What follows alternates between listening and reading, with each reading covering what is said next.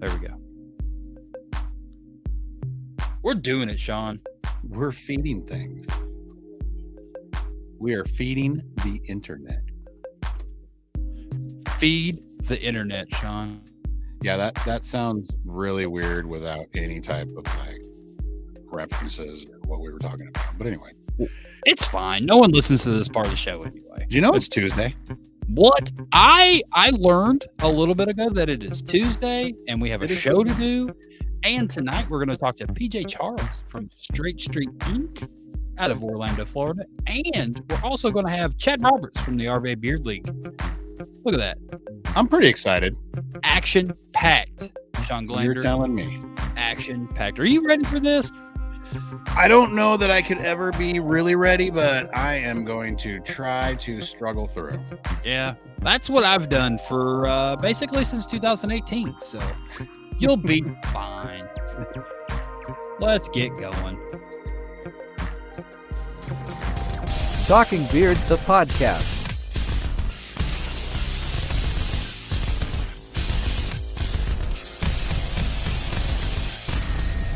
Meet your hosts, Aaron D. Johnston,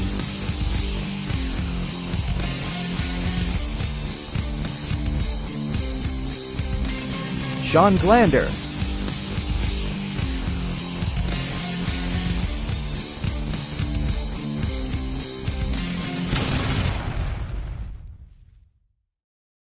Oh, hey, what's going on, everybody in Talking Beards world? This is episode number 329 of Talking Beards. And tonight, like I said on the pre-thing, majig, whatever, we're going to have PJ Charles on the show from Straight Street Inc. Orlando. We're also going to have Chad Roberts on the show from RVA Beard League. He'll be talking about the Mid-Atlantic Beard and Stache Championships Beard Prom number 10. This is their 10th event, Shawn. That is pretty successful. And it is an easy show to do when you got such all-stars. So absolutely. Yeah. So how are you doing tonight, sir? I am doing fantastic. If I was doing any better, I'd be lying. So we are we're here ready to have a good show. Had a couple pretty productive days off working on vehicles and that's about it. So really? I didn't even get to ask you, did you get the oil filter off your Tahoe? I did get the oil filter off the Tahoe. Update did not get the oil filter off Drea's Corolla. So she is rolling new oil, old filter at the moment. We have to special order a wrench. Oh, it's the weirdest thing. Is it the top loaded thing? Yeah. You need a special wrench for that. It looks like an air filter. But it's not. It's an oil filter. I know. I don't know. Freaking new cars. Makes no sense. Foreign automobiles. Everybody knows how an oil filter works. It's that little thing. You screw it on. And Subaru got the great idea of putting it on top later. So, that's pretty cool. Super smart. But never got that benefit at all. It's pretty nice. So we've got some people watching from Twitch. Natalie popped it up there. What is going on? Half-assed 5. Hey. Yeah. And then we got Eric Witt. Maybe he gave us some stars. I don't know. Hey, it's Eric. He just said nothing. So what's up, Eric? That's what. Justin's here. The Ghost is here. Eric's here. Jeff Harris is here. All the people are here, Shawn. They are. Yeah. More busting down the door as we speak. So yeah, we got a bunch of people watching from YouTube. Thank you. So yeah, we talked about that a few weeks ago. Everybody should go like and subscribe our YouTube page. Update on StreamYard. February 22nd, we will no longer be able to stream to Facebook groups.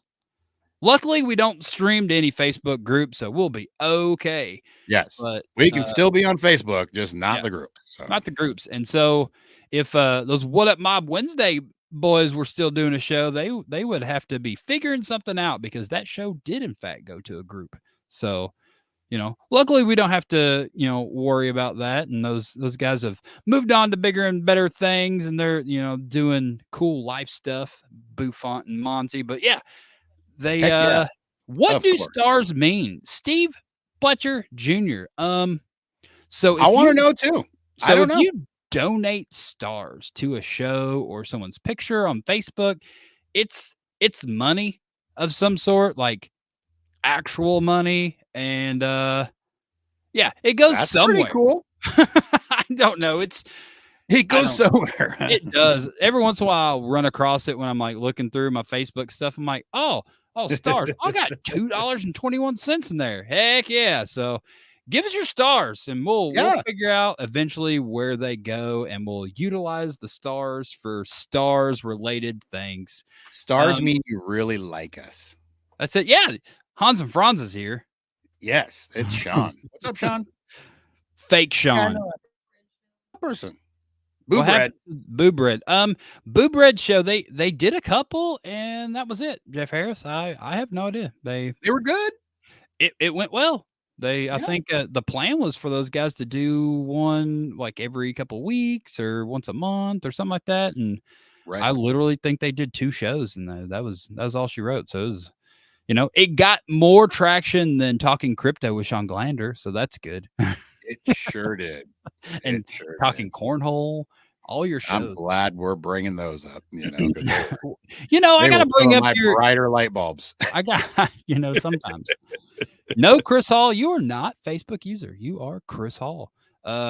Justin said stars are like dollar bills and are the strippers. So yeah, basically we're strippers. That's what Justin said. Yeah. So go ahead and just take it off, Shawn. That's your job. There it is, boy. Justin, you better throw us some stars. I don't think I've got more skin in the show than that right there. I just gotta say. That is all the skin. That is the least hairiest spot of my body. Oh, where'd it go? Talking Cornhole. Drea, she wants Talking it. She wants the Talking Cornhole. Do I still have that thing in here? I mean, we can take that on so many different journeys. There it is. The whole Talking Cornhole. This is a quick edit by Scott Sikora during the show. One time when you were on here, he created that, and it's still in here. It is still in here. So I got a good laugh on that one. That was good. 10 stars equal a penny, says Andrew Matson. That's awesome. So that's pretty good if I got $2.21 in my stars account. That's a lot of stars, man. That's a lot ton. of stars. It's probably just Andrew just sending them. He doesn't even know. What's up, STL Rob? I think Eric sent us a lot last week. He did. We so that's when you see like their face pop up and it's just like a white box like that. Mm-hmm. That's usually what that means, is someone gave us stars, or they just hit the space bar and enter, and that's the comment we get. So I don't know. There's that probably too, Who knows? But yeah, you're doing well. You didn't make any updates to your closet studio. It's still the same old thing. 2 weeks in a row. I've got things to do to it. I just haven't got the things done to it. Yeah. So there's that. Like it's summertime coming rapidly approaching, and you're in a box. There's a lot to get done. Vent. What did you get done? Yeah, it's exactly the same as it's been for like 3 years. There's nothing different, I don't think. The flower's still floating here. That new is pretty cool. From 2 weeks ago. I still have not built any shelving to have things like we talked about, and maybe we will. Maybe we'll get to that. Speaking of getting to things, Sean Glander, are you ready to get to our first guest? Since we have such an action-packed episode with we should do it. Star-studded guests on the program. It is. Look at that thing. Baby mullet is coming in, and mullet update. Is that going to be a mullet thing? Update? Yeah. Going for a haircut Thursday, so the sides will be coming down some more, and it'll accentuate the mullet part. Anyway, let's get into this. Let's talk to PJ. He has more important things to talk about than my hair. Than the baby mullet? Baby mullet. Yeah. Maybe PJ loves baby mullets. We will find out together. I bet he does. I'm sure he does. So tonight from Straight Street Inc. Orlando, we have the oh my gosh, I didn't write it down. What founder and director of Straight Street. We have PJ Charles coming on the show. He doesn't even know what he's in for. He is just so sad that he did this, I'm sure. But I hope he watched this at least once. What's up, buddy? How are you doing tonight? Gentlemen, How are you? We're doing What's all up, right. PJ? I wasn't worried until like about 10 minutes ago when I when I listened to that conversation. Now I'm a little nervous. What conversation made you nervous? You guys are hilarious. I'm very happy to be here. Oh, I'm glad you think we're hilarious. You are the only person that probably thinks that. And we are super glad you're here to tell everybody. Absolutely. Yeah. That's Listen to pretty PJ, cool. y'all. He said we're funny. So. You know, we only bring really, really intelligent people on here, right? Like, so you should listen to what they say. That's right. That's all right. The most intelligent person in all of Orlando, I hear.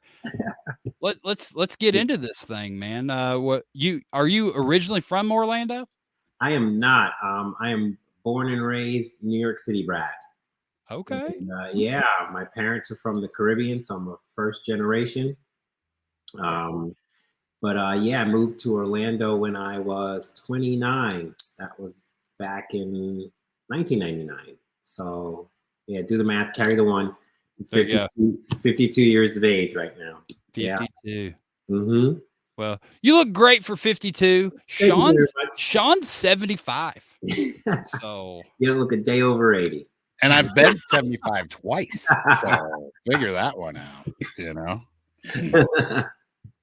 Yeah, so what you are the founder and director of Straight Street Orlando. Yeah, up there. Yeah. So tell us a little bit of backstory. How did Straight Street Orlando come to be?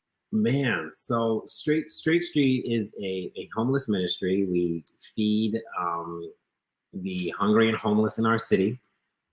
Started in a very weird way, actually.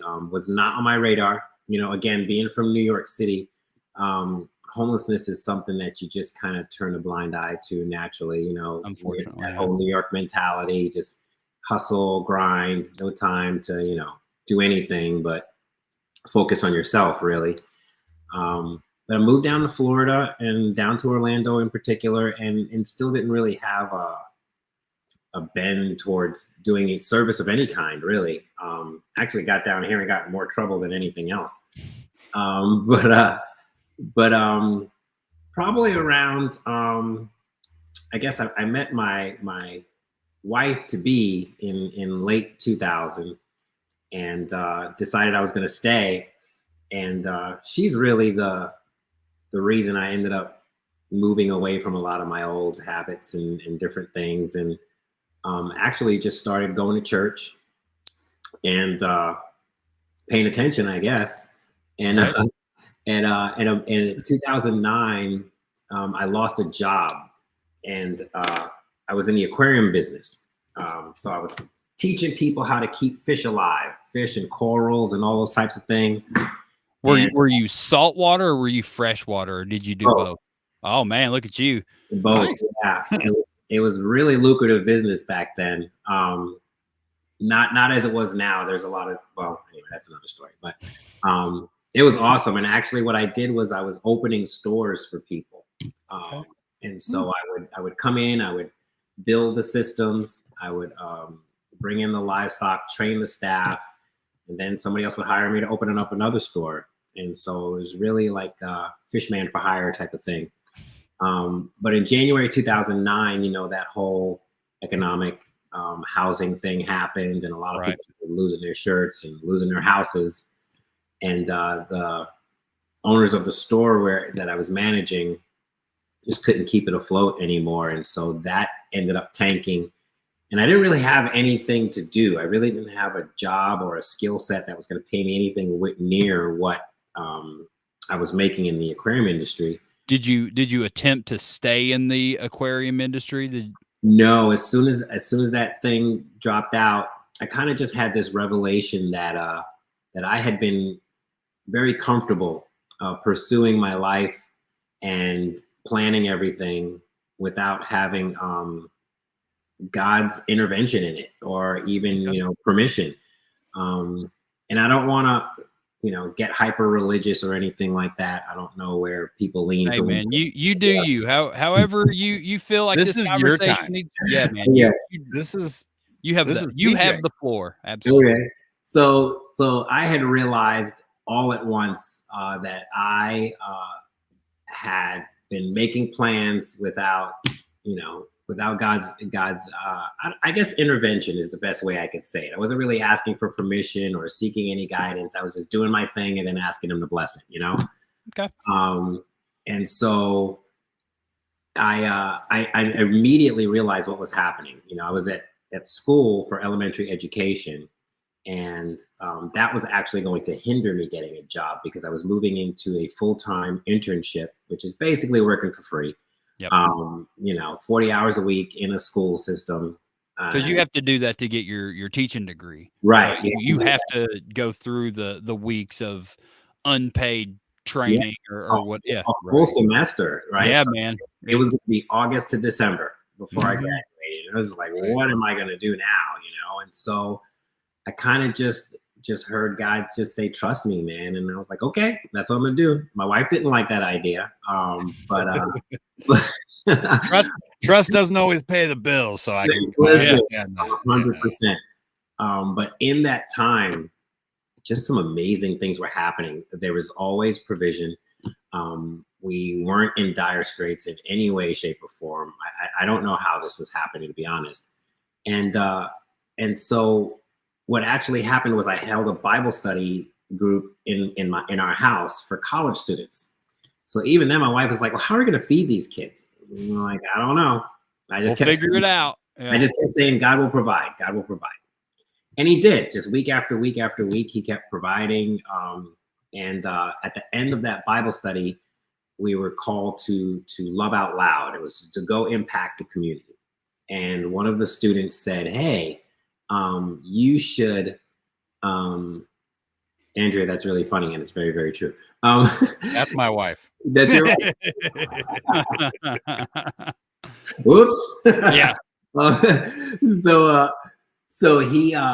So she wanted to say, she said, let's go serve the homeless downtown. There's an amazing group called Rock for Hunger, and they're out there serving the homeless. And so I'm a huge rock fan. Love live music, and Florida was hopping at that time for that. So I was like, let's go. When was that? What was your time frame now? This was 2009. This was still 2009. Okay. 2009. This is March of 2009. So I'm 2 months unemployed, 2 months of feeding hungry college kids, teaching them through this Bible study. And then we're going to go do basically a field trip. We're going to go outside and we're going to go serve the community. So we joined this organization called Rock for Hunger, and they were feeding in the largest park in Orlando, Lake Eola Park. It's known for the fountain and all that kind of good stuff. And that's where they were. And I walk into this scene, and there's college kids throwing Frisbee and footballs around with homeless guys, and they're feeding them food. And I was like, this is crazy. Like, what is happening here? Fell in love with it immediately. Yeah, it sounds like it. And because I was unemployed, I had plenty of time on my hands. So I kept going back. And after about a month or two, one of the directors of the Rock for Hunger organization said, hey, man, you should really think about starting your own food share. That's what they called it at the time. Okay. And at the time at the park, almost every night of the week, there were different groups that were feeding the homeless. Maybe not as elaborate as Rock for Hunger was doing it, but still to some extent, some degree, people were eating, right? So I looked at her. I said, you must be crazy. There's no way I'm doing that. I can't afford it. I don't even know how I'm feeding my kid right now. Like what? I can't do this. Plus, I'm starting my senior internship in the fall. So I kept going. And that summer, I was slated to go on a mission trip to Bolivia. And that is the trip that changed my life. So I went on this trip and had no idea what I was going to be doing. Was this trip through your church? Is that what you were? Through my church. So back in like April, some guy just stuck his head out a door and said, "Hey, PJ, you want to go to Bolivia on a mission trip?" I said, "Sure." Sure, sounds good. Yeah, Bolivia. That's just normal questions that one. It's a normal question. Right? So Yeah. I really didn't think any of it, and worse, I didn't read any of the information about the trip. Perfect. Yeah. Typical guy. Now, Shawn, your wife is going to probably say, what I'm about to say. My wife is like, are you reading this stuff? Are you reading this stuff? Are you reading this stuff? And I'm like, I'll be fine. I'll be fine. I'll be fine. And of course, wives are going to say they know best. And I should have read some of the material, but I didn't. So I'm sitting on a plane and I'm realizing I don't even know what city I'm going to. Bolivia somewhere. Like maybe my wife might have been right about reading some of this information. But I just said this prayer and I just said, God, I just want you to just use me however you want. You know, maybe it's better I didn't read the information, convincing myself, right? And I got there, and I'll tell you, you just got to be careful what you ask for, because that entire trip just really changed my life. A lot of things that I didn't believe about the Bible, just a lot of things I didn't believe about God, he just showed it to me, you know? Yeah, that's exactly what I was about to say. He was just over there showing you, like, it was boot camp, man. He just smacked me around down there. And so I get back home. I remember crying the whole way home. It was just so discouraged and defeated, actually, because I just couldn't understand why he would take me all the way over there to serve these people. I couldn't even speak the language, and to help these poor people and help them do whatever I was doing there, to come back home and do what? You know, I was kind of just like, what is this about? And I kind of just heard this whisper that, you know, it was like, I gave you your job before you left. Huh. And I'd already given you your assignment. You just didn't listen. I didn't listen. And so I started listening. And I got back and just praying and crying and just wondering what I was going to do and how I was going to do this. I didn't have a job. I didn't have money. I was still starting this internship. All of these things were still happening. Right. And there was this desire to just go out and do this thing. So I prayed about what the name would be. That got revealed to me through just an encounter and a conversation with someone who was on the trip, actually. Straight Street comes from the book of Acts, verse 9:11. It says, if you know the story of Paul, basically he was killing Christians, didn't want Christianity to go anywhere. He has what they call this Damascus Road moment.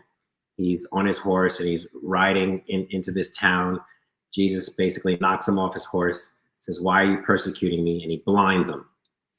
And he sends him to this town and he's sitting. And then the Lord, my only prayer was that the name of the ministry would come from the word, from the mouth of God. That was my prayer. I wanted it to come out of his mouth, right? I didn't want to come up with something stupid or hokey. Okay. And the scripture verse says, the Lord said to Ananias, "You're to go to the house of Tarsus on Straight Street, and there you will find a man named Saul, and there you are to restore his vision." And that's where the name came from. That's where our mission statement came from. And so just a little bit more about the name and restoring vision. I kind of just felt like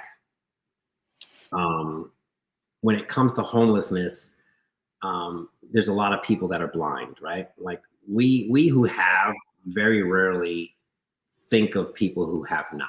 It's just the way we're wired, you know. We're involved in our own pursuits, and these aren't necessarily bad things, right? We want to raise our kids, we want to have a healthy family, we want to make money, we want to save, we want to do all of these things, and our agenda typically takes precedence over our compassion or our ability to be compassionate. That makes sense. Absolutely. And so we need to have our vision restored, right? We need to open eyes and we need to see, you know, where our neighbor is hurting. This doesn't have as much to do with homelessness as you might think. This is just general stuff, right? Like we really need to like have our eyes open and be cognizant that there's people who have needs around us, even if it's just a friend who needs a conversation, you know?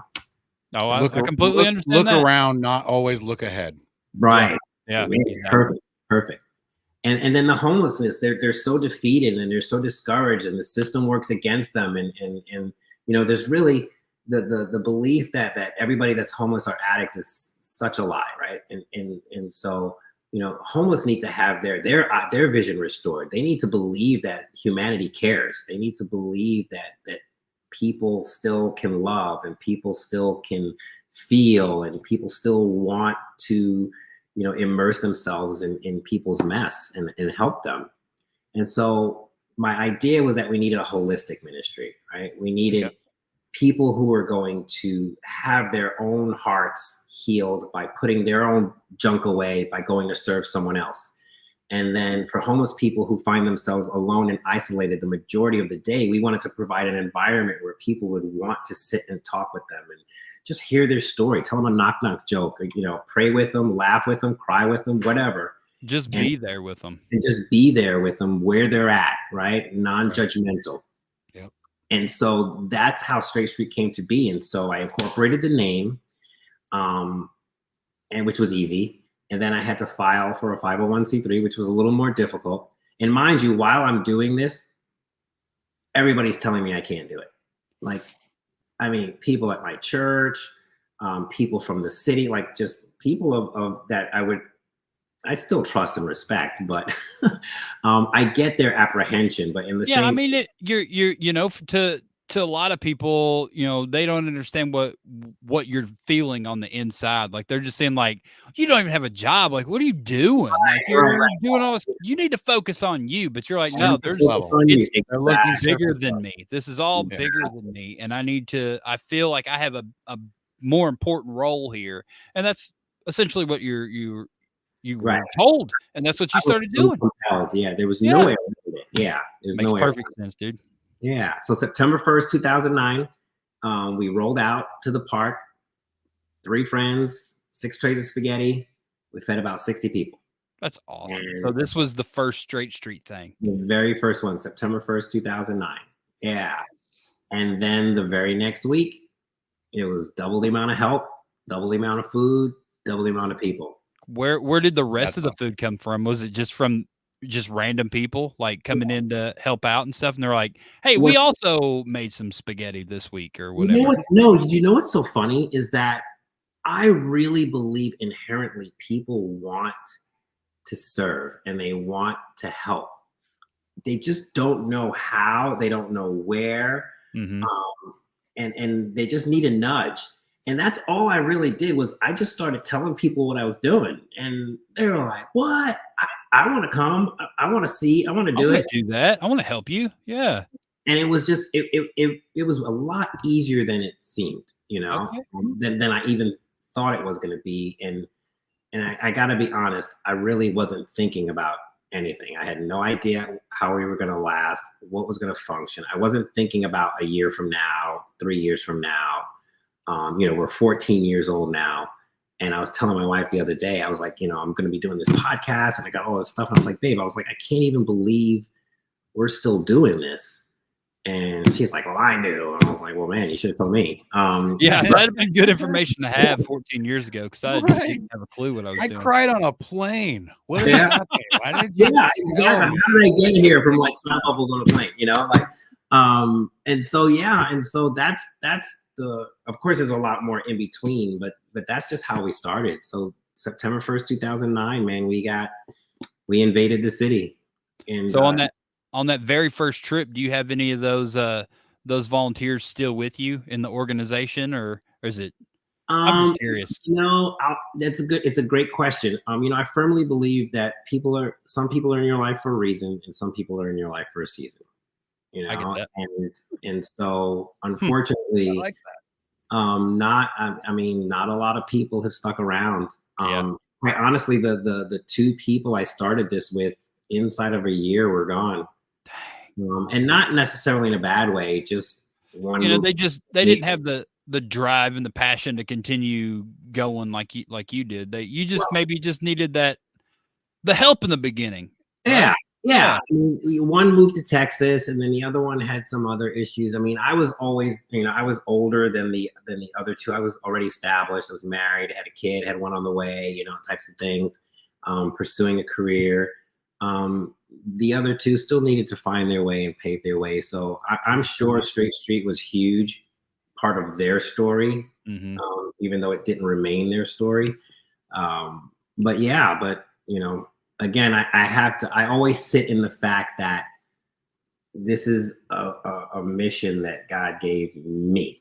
And so I am grateful for everyone that's come alongside all of these years and have helped, and grateful for it because I've met so many wonderful and amazing people, so many different groups, so many just opportunities to just share love and to make connections and to meet people and to see how people have grown spiritually, just in society and how they've molded their families and how they've grown themselves just because we gave them an opportunity to come out and be selfless. So Yeah. what other type of Go ahead, Aaron. Go ahead, Shawn. You're good. I was just going to say, it's so crazy. Like if somebody just tuned in the last 5 minutes and had no idea we were talking about Straight Street, you are exactly explaining the beard community and why most of us are involved in it. Because that is exactly the parallels are really crazy. Yeah. And it's people who need a community. And I think, sadly, our society has I'm in Orlando, Florida, right? So the biggest joke they say about Florida is that nobody's here to stay. Everybody's passing through, and so because of that, you live in a subdivision neighborhood and all you see or hear are garage doors opening and closing. You never see people, nobody talks to their neighbor. Nobody's hanging out outside. And so people are alone.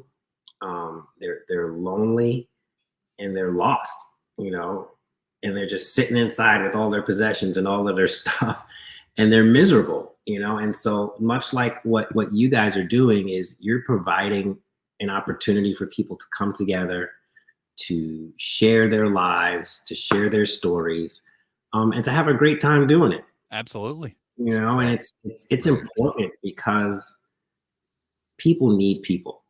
Mm-hmm. And so, the Bible says there will always be poor people in the land, right? And so we don't have this lofty desire that we're going to eradicate homelessness in this country. I don't believe that's going to happen. It's not. There's no way that, that'd be able to happen, but you can have good people along the way to help that homelessness, And one at a time, right? Like I've got great stories. Every Christmas, it's amazing. Every Christmas, I'll get a phone call, I'll get a text message, I'll get a Facebook message from someone who I helped 3, 5, 10 years ago. And they're just like, hey, Pete, just wanted to let you know, I made it, I'm doing okay. Thank you. I remember when you prayed for me. I remembered a message that you shared. I remember that you sat and you listened to me. I remembered when you bought me a bicycle. I remember, and I just want to let you know I made it, just like you said I would. Heck yeah, man. And that's just the coolest. But even if I never get that, So what do you all still go do what got you started? Do you go down to the park with food and still do that type of thing? Is that I just got home from it an hour ago. We have now, well, things got crazy. We were feeding one night a week. A year after I started, Orlando passed an ordinance that made it illegal to feed more than 25 persons in a public area. What? Yeah. And so we didn't have any place to go. And then we ended up serving in a parking lot of a church. And that makes it not a public place? And then because it's private property. Cool. Right. And so then the pandemic hit. So now we were there for about 10, 11 years. And then the pandemic hit. And then we got kicked off that property because everybody lost their minds and got filled with fear when the pandemic hit. And so we were feeding on the street. But at that time, we had a food truck. And so we were able to get the food prepared. We were actually using chefs and restaurants and catering chefs that were hurting because of the pandemic.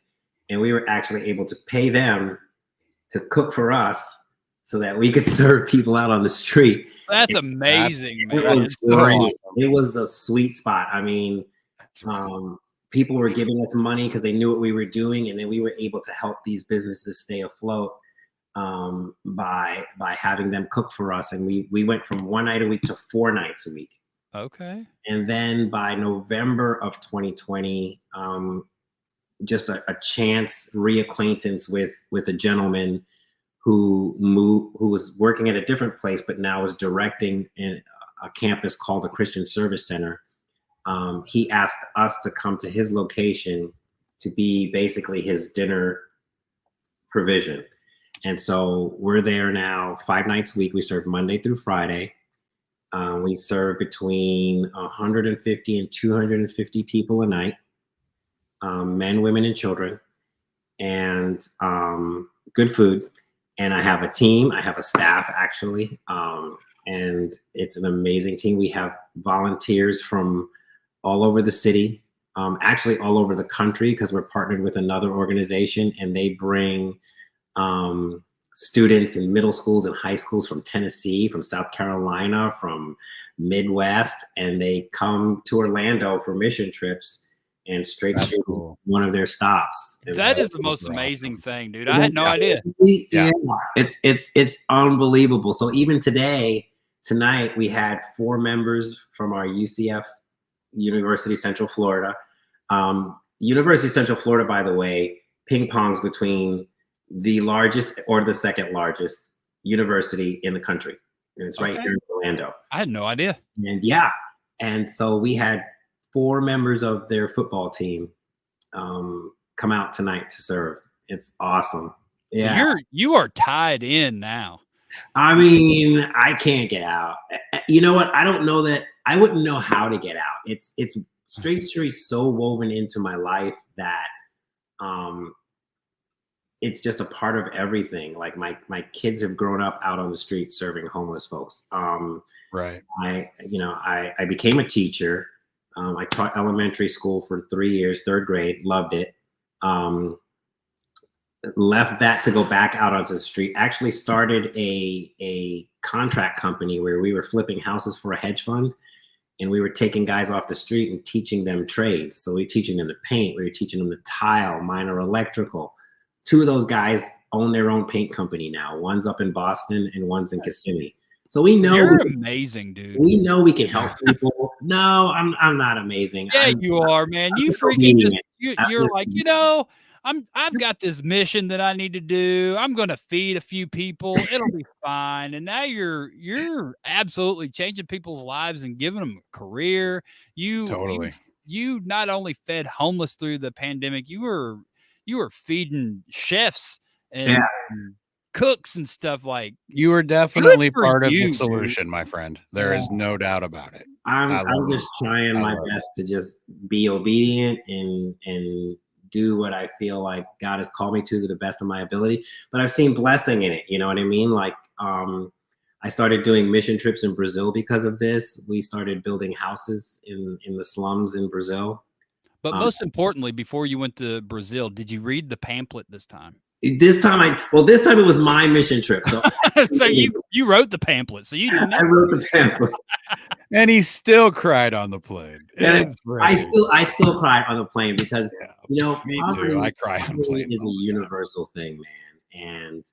And when you sit with families that are just destitute and their kids are naked and they don't have any food, but you see this joy, it's inspiring, it's encouraging, and it also reminds me that you don't have to do as much as people think you do to make a difference. Like it takes such little effort to have maximum impact in the lives of other people, and so that's why I'm just kind of like it's not, I guess it's joyful labor, you know what I mean? And so I do other things, because of Straight Street again. I'm a pastor at a church as well, pastor of care and counseling. So I do a lot of the urban ministry areas, of course, right, in the area, doing those types of things.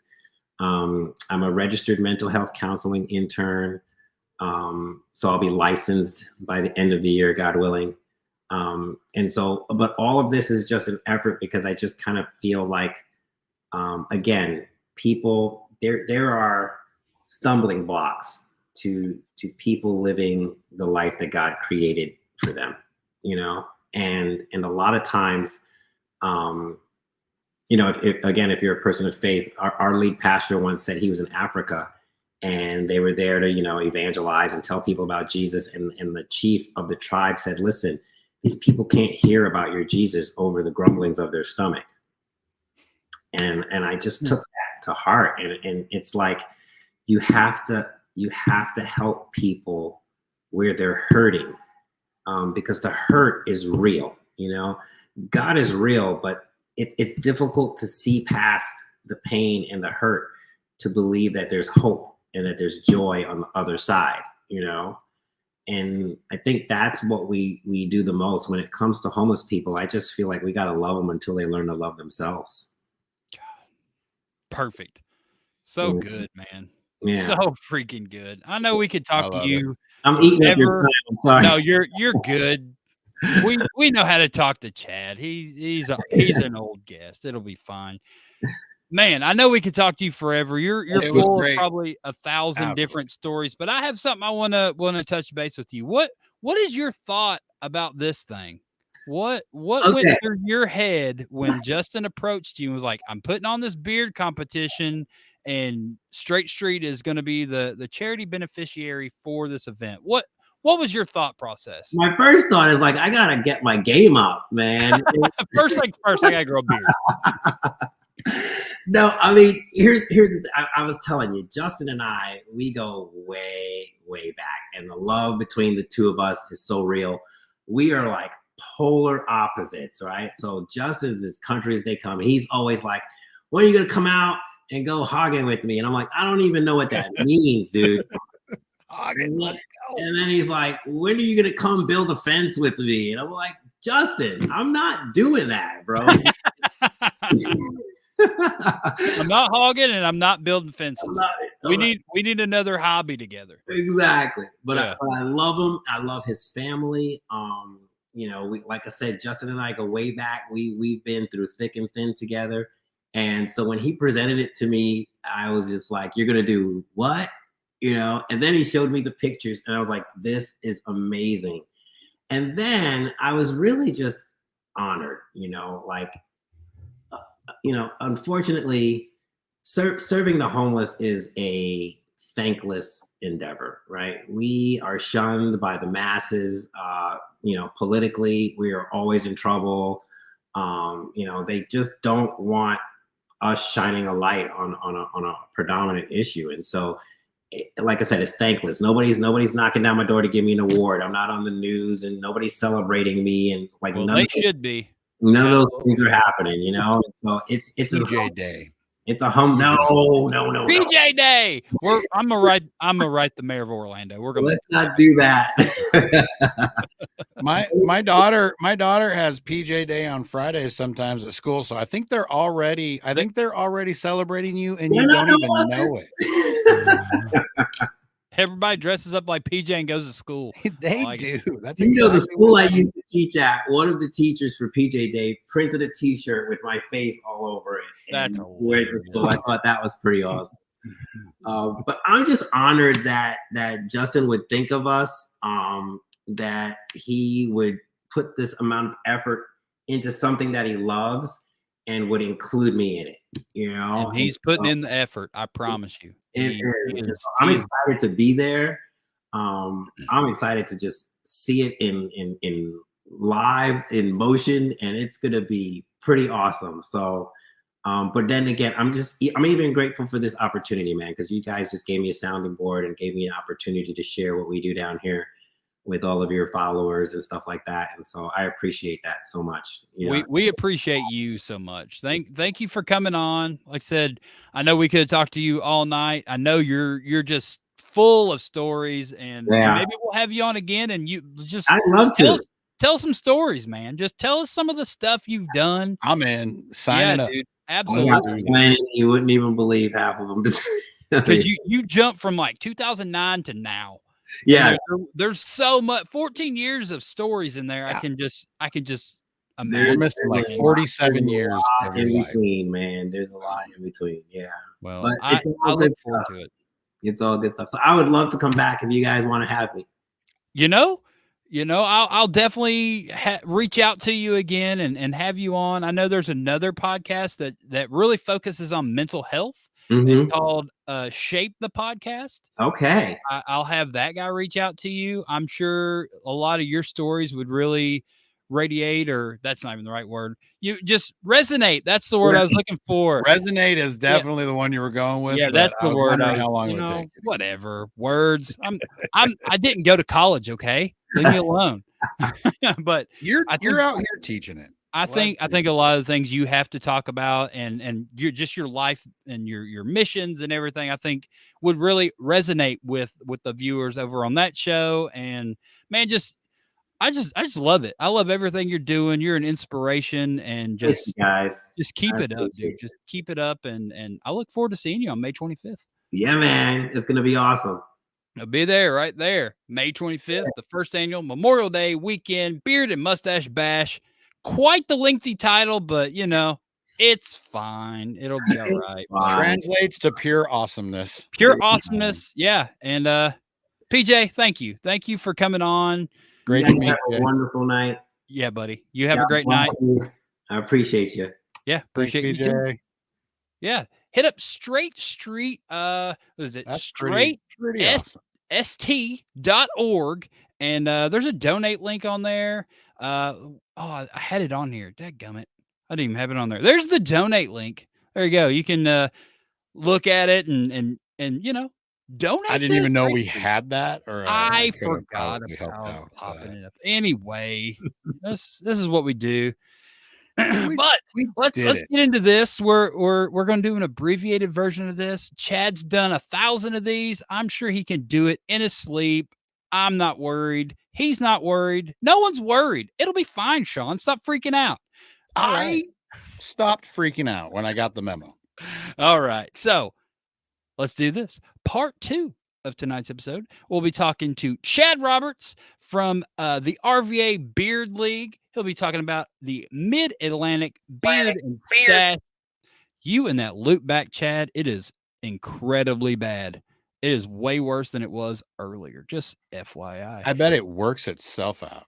I bet it does. It worked itself out earlier. We'll figure it out. But yeah, maybe just turn your volume down a little bit. Who knows? But yeah, coming up this weekend, April 20th in Richmond, Virginia, we have the one and only Chad Roberts with us. What's up, my friend? Hey, everyone. Hey, there you are. How do you follow PJ? Good Holy God. crap. I had no idea what I was getting myself into. Like, I'm sorry that you're on now. Like, this is so what did you do with your free time, Chad Roberts? Nothing of that magnitude. I just couldn't. He just sits around being cool. Yeah, I'm Chad Roberts. What's up? He's got that going for him. He does. He's got that going for him, and he does it so well. Brad Felipe, El Taco, Paternic is he said, "Hey, hi, Chad." He did. Hey. So you're putting on a beard competition this upcoming weekend, right? Yes, we are. Yeah, your 10th annual Mid-Atlantic, and this one is a prom themed. I see prom. I want to know more about this. We've been kind of cycling through the different themes, and I remembered back in the olden days, Gaffbo put on a beard prom back in like 2012 or something. Whose event was that? Sounds pretty cool. We should do that one these days. Whose was that? And so, Gaffbo? Yeah. The Great American Fierce Beard Organization out of Lansing, Michigan. Wow, I'd never even heard of them before. This is amazing. Oh yeah, I was not aware there's still people in Michigan. That was 2012. They left. Oh, okay. It's just Brad now. He's the only one up there. So anyway, sorry. But yeah, so like that was something cool that we were initially we wanted to do a ball for balls, a prom that benefited a local prostate charity, Very cool. and we couldn't find a local one. They're all like kind of larger national organizations, which is great. Like that's how you kind of help concentrate things. And since we try and do local ones, that just wasn't a good fit. And so instead, this year we're going to help raise money for Feed the Streets RVA. And what they do is a lot of work with homeless folks. We had about 4 of us, the other weekend, last week, went and they did I don't want to call it a soup kitchen because that's an old school. We made dinner for 3 different homeless shelters. Okay. And so it's due in like 3 hours, and there were like 4 or 5 dishes. They put together real great like video snippet package of all the work we were doing. But yeah, like it was crazy. And they do that on the regular. They have hygiene pantries, kind of like a little mini lending libraries, but it's That's just cool. kind of out there for people who need basics for job interviews, day-to-day need, just kind of whatever. And so they're trying to help the people who need help the most. Kind of Right. very similar to sounds like what Straight Street does down there. Yeah. Yeah, that's Yeah. that's the parallels. It's crazy. So It's hard to achieve anything more than what you have without some help, like you're saying, the hygiene things and the things that other people don't think about, that exactly it. just, I mean, we work with a lot of charities up here that do with clothing. I mean, how do you go to a job interview if you don't feel like you look okay? I mean, that's the it thing. just Like, puts you- go get a puts you in a job, but like, cycle. where do you Yeah. where do you list for your house on the job application? How do you have access to showers and just basic, hygiene products to look and feel your best in, Right. an interview that you have a lot riding on, and I mean, clothes especially. Yeah.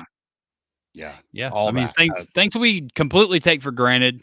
That's what Mhm. your Feed the Streets RVA is up there trying to do and trying to make a Yeah. difference, and now you're going to help this organization raise some funds with your 10th annual event. 10th Yeah, yeah. annual. Let's just 10th. keep saying that. That's so cool. It is cool. 10th, this is the big one. This is 2 whole hands, Chad. It 2 is. whole hands. So tell us what all's going to happen with this event. I know you got some schedule of events. You have stuff all the way. You did something yesterday. Yeah, what'd we y'all do did yesterday? we worked with Jen Anderson from Beard Hero to do a charity trivia, like online trivia game. Mhm. We did a lot of those during the pandemic just to kind of keep ourselves a little sane. And so We did. last year we did the same thing. And it's just kind of a fun way to see folks again and raise some money on the side. And then we're partnering with a local brewery doing basically a pint night on on Wednesday. Okay. And then we have the usual welcome party, competition, and then hangover brunch the So following day. So what's your welcome party going to look like on Friday? we've had it at Bingo Beer Company, which is, they brew their own beer, but they also have mixed drinks, unleaded drinks. They have a whole, it's almost like a Dave and Buster's. They have a big like game and like play arena. So you can That's do cool. like ping pong, basketball, skee ball, Stuff pinball, to any kind of do. ball, really. Was this the And so same there's place something for people to do. They have an actual restaurant, so it's not like going to a brewery and ordering like, oh, I have a bag of chips. So there's actual food there Hot too. dog So, and a bag of chips. right. Was this the same place that you had the pre-party for Great American, or does it just sound very similar? Different place, yeah. Just sounds similar. Did we stop there on the tour? On the brewery Because we tour, went maybe. somewhere that there was like skee ball. Because I remember that we played like Gallica, and there's all kinds That of may have stuff been going on the stops on the brewery tour, because in that Maybe. same neighborhood where Okay. there's like 12 of them. Alan Sounds cool Eckert, to me. Alan Eckert wants to know. He hopes there's a dance floor. I saw that. That's the thing. Yes, He's most there excited. there's plenty of room for dancing, solo or couples or whatever you feel like. Whatever you feel like. So Dodgeball. then, Just not me with my dad dancing. No, Will there we be just- dodgeball? we ignore when Corey says stuff. Sean. We just ignore him. No one's playing dodgeball, Corey. I'd play dodgeball. I mean, I can still remember the sound of a ball hitting your head. Oh, did right you wear on the glasses? I did not, thankfully. Gosh, I got I hit did. square in the face several times wearing my Oh, I glasses. did. Good Yep. gosh, that shit sucked. Yep. So No doubt.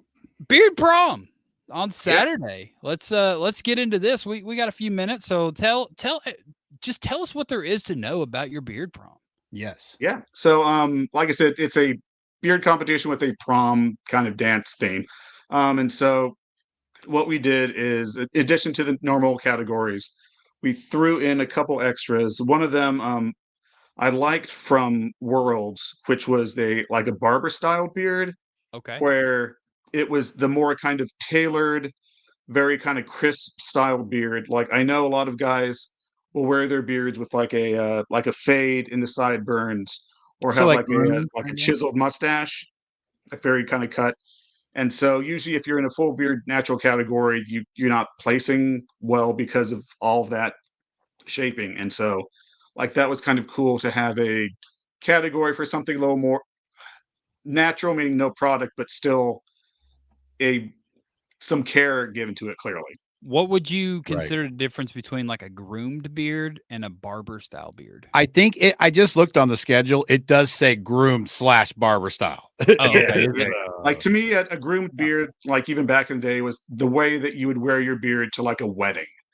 And to Okay. me, that's like a little styled mustache and like kind of keeping it very tidy and neat. Whereas this is like, in my mind, or I should say, the way that we have the judging packet, um, it's a tailored beard, and so like there's kind of clean cut lines and not a lot of wiliness to it.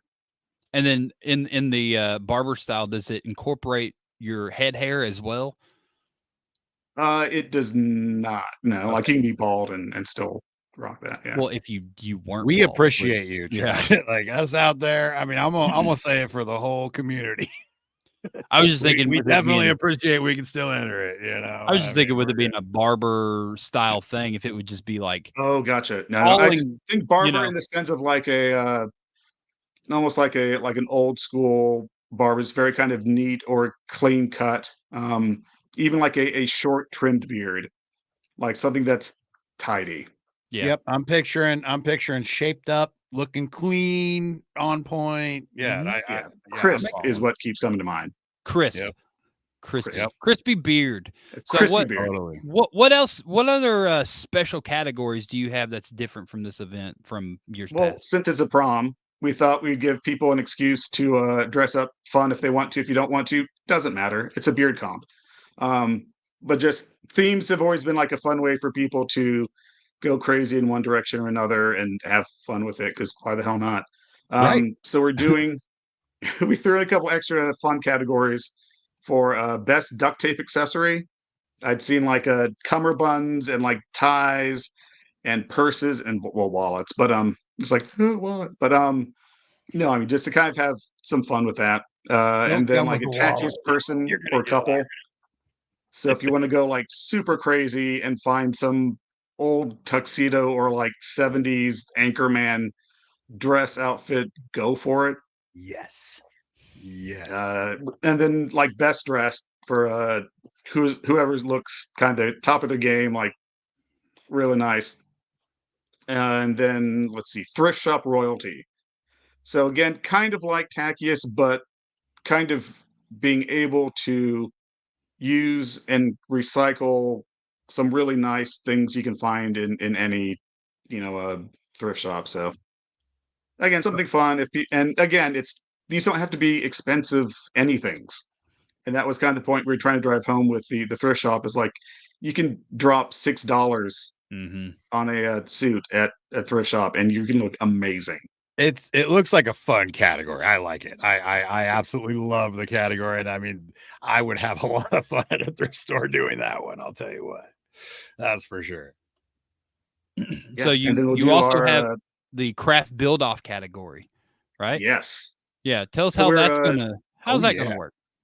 We're partnering up with Tisha over at the Craft Whisker Club, and they've been doing this for, I mean, ever, as you guys know. And we'd seen it in Alabama, and that was fun. And we were trying to think of, and I remembered in Rocky Mountain had done the same thing with a timed category for freestylers. Right. And so I was thinking of that same sort of thing. Like that was a lot of fun to add like an interesting aspect to it.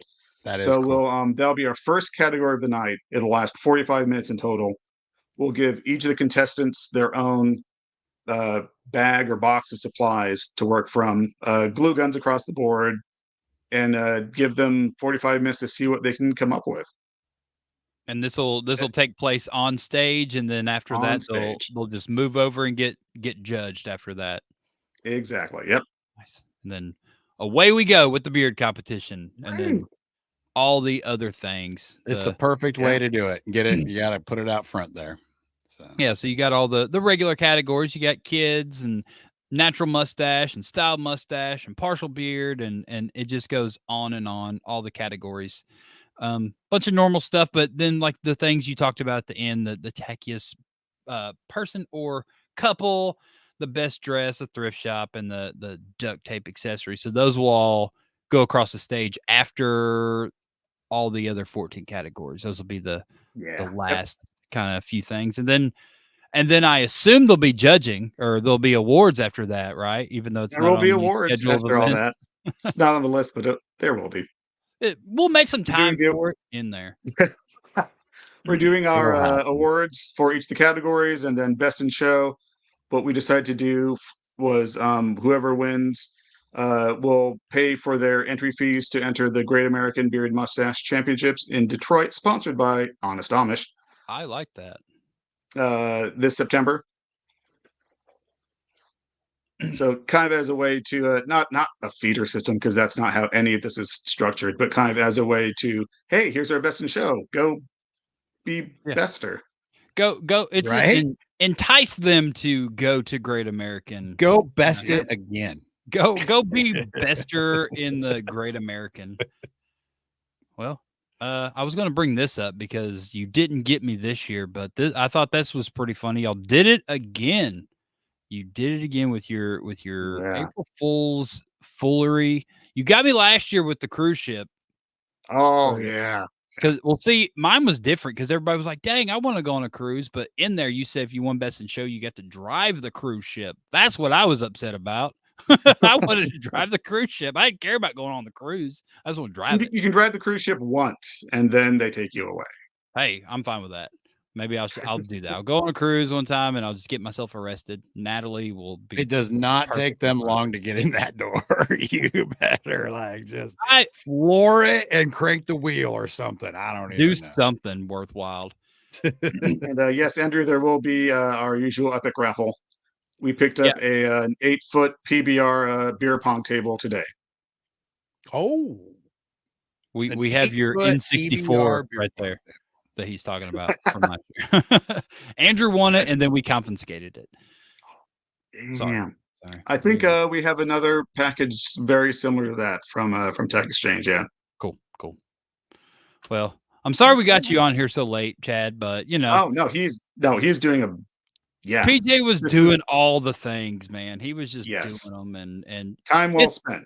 It's the 10th annual RVA Beard League event, so you know people know about it, and it's this weekend. Everybody that's listening in Talking Beards world, go to Richmond, Virginia this weekend. That is the moral of this story. Yes, everybody go. Beard Prom, the Canal Club, walk, swim, whatever. What time does the doors open? Doors open at 4:00. We'll get things started with the I keep calling it beard blitz with the craft whisker event at 6:00. There you go. The doors at 4. The Craft Whisker Club Craft Whisker Battle. So much craft. That was a lot to say. That was a lot to say. Thank you, Chad, for coming on and letting everybody know about your event this weekend. And I hope it's extremely successful. And I look forward to seeing you in a couple days. Awesome. Sounds good. Thanks a lot, guys. Yeah. Thank you, Chad, for hopping on with us. We appreciate it. And see you soon. Good luck this weekend. As I said, everybody, this weekend, Richmond, Virginia, the Mid-Atlantic Beard and Stache Championships 10 Beard Prom presented by Honest Amish. There you go. That wraps it up, Shawn. 1 hour and 3 minutes. All of it. We did it. We were successful. There was so much action packed into this episode. We didn't even have enough time for it. No, not really. We didn't. But we tried. We did our best. We said the things. We didn't do trivia. Go buy some Big Sexy and some Honest Amish, and go to the beard calendar. And any final words? If we ran over into your show, I hope you're DVRing it. Yeah, there you go. Everybody DVRs everything. It's fine. But thanks for joining us. Absolutely. Thanks for joining us. Everybody have a great night. And we'll see you next week. Okay, bye.